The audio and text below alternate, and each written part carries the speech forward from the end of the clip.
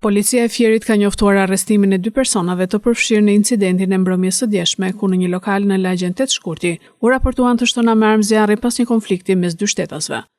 Specialistët për hetimin e krimeve kapën dhe arrestuan në flagrancë 36 vjeçarin Mariglen Sinaj, banues në Fier, një nga personat e përfshirë në konflikt, si dhe pronarin e lokalit 43 vjeçarin AB, i cili akuzohet për veprën penale mos kallëzimi i krimit.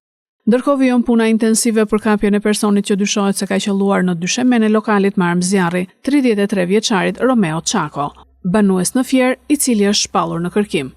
Sipas të dhënave paraprake, mbrëmjen e së premtes, 2 persona janë konfliktuar brenda lokalit dhe situata ka degeneruar në përdorimin e armës së zjarrit. Fatmirësisht nuk raportohet për të plagosur. Hetimet po vazhdojnë për zbardhjen e plotë të ngjarjes dhe identifikimin e rrethanave që çuan në përshkallëzimin e konfliktit.